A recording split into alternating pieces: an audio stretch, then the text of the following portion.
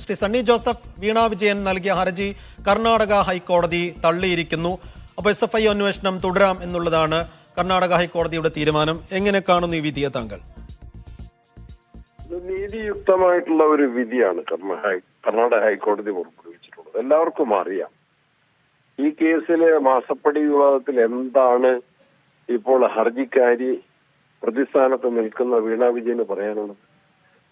അവർ പണം പറ്റി എന്നുള്ളത് തെളിഞ്ഞ ഒരു കാര്യമാണ്. അതുപോലെ തന്നെ കരിമണൽ കമ്പനിയുടെ ഉദ്യോഗസ്ഥർ പറഞ്ഞിട്ടുണ്ട്. അവരെന്താണ് പറഞ്ഞത്? കാശ് കൊടുത്തിട്ടുണ്ട്, പക്ഷെ സേവനമൊന്നും കിട്ടിയിട്ടില്ല എന്ന് അവര് ഇന്ററിം സെറ്റിൽമെന്റ് ബോർഡിനോട് പറഞ്ഞിട്ടുണ്ട്. അപ്പോൾ അത് വ്യക്തമാണ്. Admitted facts need not be proved. തെളിഞ്ഞ കാര്യങ്ങൾ, സമ്മതിച്ച കാര്യങ്ങൾ അത് വീണ്ടും തെളിയിക്കേണ്ട ആവശ്യം തന്നെയില്ല. ഇത് ടെക്നിക്കൽ ഒഫൻസ് ആണ്.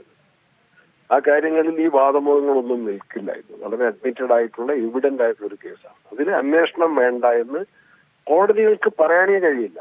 ഇത് പോയത് തന്നെ തെറ്റാണ്. ഈ അന്വേഷണത്തെ എന്തുകൊണ്ട് ഭയപ്പെടുന്നു? അതാണ് കോടതി ചോദിച്ചത്. അന്വേഷണത്തോട് എന്തുകൊണ്ട് സഹകരിക്കുന്നില്ല?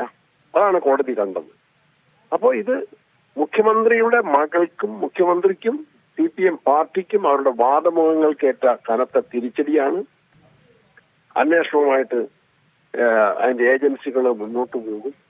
ഏജൻസികളുടെ മുൻപിൽ നിരപരാധിത്വം തെളിയിക്കാൻ ഒന്നുമില്ലാത്തത് കൊണ്ടാണ് അന്വേഷണത്തെ ആകെ എതിർക്കാനുള്ള നിലപാട് സ്വീകരിച്ചത്. അത് ഇപ്പോൾ അത് അടഞ്ഞിരിക്കുന്നു, അധ്യായം അടഞ്ഞിരിക്കുന്നു. യഥാർത്ഥ അന്വേഷണത്തിലേക്ക് കാര്യങ്ങൾ പുരോഗമിക്കട്ടെ. അല്ല, അവർക്ക് വേണമെങ്കിൽ സുപ്രീം കോടതിയിൽ അപ്പീലിന് പോകാം. അതെ, ലീഗൽ പ്രൊവിഷൻസ് ആർ ദെയർ. അവർക്ക് സുപ്രീം കോടതിയിലെ അപ്പീലിന് പോകാം. അവർക്ക് അതിന് സാഹചര്യമുണ്ട്. ഇപ്പൊ നേരത്തെ പറഞ്ഞ പോലെ ഗവൺമെന്റ് സംവിധാനങ്ങളെയും ഭരണ സംവിധാനങ്ങളെയും ഉപയോഗപ്പെടുത്തി എത്ര ഉയർന്ന അഭിഭാഷകരെ ഏത് കേസിലും വെക്കാനുള്ള പവേഴ്സ് ഒക്കെ അവർക്കുണ്ട്. അതിനുള്ള സാധ്യതയും സാഹചര്യവും ഒക്കെ ഇല്ലെന്ന് ആരും പറയാൻ പറ്റില്ല. ഇതിപ്പോ ഇതിലൊരു സബ്മിഷന് കൂടി നേരത്തെ കഴിഞ്ഞ ദിവസം ശ്രമിച്ചതായിരുന്നു ഈ നിയമസഭയിൽ മാത്യു കുടൽനാടൻ. പക്ഷേ സ്പീക്കർ അത് നിരാകരിക്കുന്നതും നമ്മൾ കണ്ടതാണ്. ആ നിലക്ക് ഇനി ഇക്കാര്യത്തിലൊരു പുതിയ വിവാദത്തിന്റെ കാര്യമില്ല. ഇത് പരമാവധി നിശബ്ദമാക്കി കൊണ്ടുപോകാം എന്നുള്ള പാർട്ടിയുടെയും സർക്കാരിനേറ്റ ഏത് നിലക്കുള്ള തിരിച്ചടിയാണ്. ഇനി പ്രതിപക്ഷം ഈ വിധിയിൽ നിന്നുകൊണ്ട് ഈ വിധി ആയുധമാക്കിക്കൊണ്ട് ഏതെല്ലാം നിലക്കുള്ള രാഷ്ട്രീയ പ്രചാരണത്തിലേക്ക് കടക്കും? ഞങ്ങൾ വളരെ സത്യസന്ധമായിട്ടുള്ള ആക്ഷേപങ്ങൾ മാത്രമാണ് ഉയർത്തിയിട്ടുള്ളത്. എന്താണ് നിയമസഭയിൽ ശ്രീ മാത്യു കുഴൽനാടൻ ഈ കാര്യം ഉന്നയിക്കുമ്പോൾ ഭരണകക്ഷി സ്വീകരിച്ചത് എന്താണ്? സ്പീക്കർ തന്നെ സ്വീകരിച്ചത് എന്താണ്? അതിനുള്ള അവസരം നിഷേധിക്കുകയാണ് ചെയ്തത്. അത് ഇതിലേക്ക് കലാശിച്ചു. അവരുടെ അംഗബലത്തിന്റെ ബലത്തിൽ ഭരണകക്ഷി അംഗങ്ങൾ ബഹളം വെച്ചിട്ടാണ് മാത്യു കുഴൽനാടന്റെ വാക്കുകളെ തടഞ്ഞത്. അദ്ദേഹം അത് കേരളത്തിലെ ജനങ്ങളോട് പറഞ്ഞിരിക്കുന്നു. നിയമസഭയിൽ അവർക്ക് മറുപടി ഇല്ലാത്തതുകൊണ്ടാണ്. എന്താണ് ചെയ്യേണ്ടത്? ഗവൺമെന്റിന് ന്യായങ്ങൾ ഉണ്ടെങ്കിൽ, വീണ വിജയനോ മുഖ്യമന്ത്രിക്കോ ന്യായീകരണങ്ങൾ ഉണ്ടെങ്കിൽ, let Mathew Kuzhalnadan speak, we will explain, we will answer. ഞങ്ങൾ മറുപടി പറയും, കുഴൽനാടന്റെ വാദങ്ങൾക്ക് ഞങ്ങൾ മറുപടി പറയും എന്നാണ് പറയേണ്ടത്. അതിന് പകരം രണ്ട് കാര്യം ചെയ്തു. ഒന്ന്, കുഴൽനാടനെതിരെ അടിസ്ഥാനരഹിതമായിട്ട് കേസെടുത്തു. ആ കേസിലൊന്നും പുരോഗമിക്കാനോ മുന്നോട്ട് പോകാനോ കഴിഞ്ഞിട്ടില്ല. പ്രതിപക്ഷ നേതാവിനെതിരെ ഈ ആരും കേരളത്തിലെ സാമാന്യ ബുദ്ധിയുള്ള ഒരു കുട്ടി പോലും വിശ്വസിക്കാത്ത 150 കോടി രൂപയുടെ അഴിമതി ആരോപണം പറഞ്ഞു.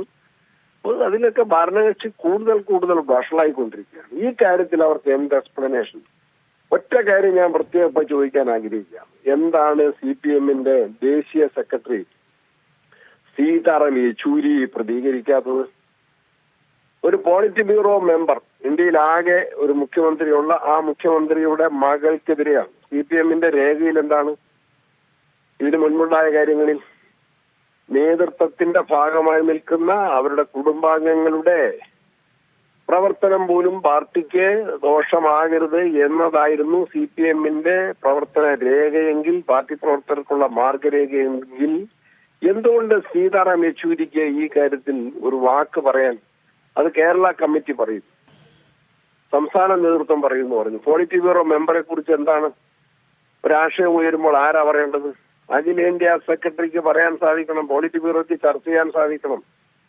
കേരളത്തിലെ മുഖ്യമന്ത്രിയുടെ ആശ്രിതരായിട്ട് നിൽക്കുന്ന കുറച്ച് ആളുകൾ അദ്ദേഹത്തെ അന്ധമായിട്ട് ന്യായീകരിക്കുന്നതല്ലാതെ അവർക്ക് തന്നെ വാക്കുകളില്ല. ന്യായീകരണത്തിന് അവർക്ക് വാക്കുകളില്ല. ഒറ്റക്കാരും രാഷ്ട്രീയ പ്രേരിതം എന്ന് പറഞ്ഞാൽ ജനങ്ങൾ വിശ്വസിക്കുമോ?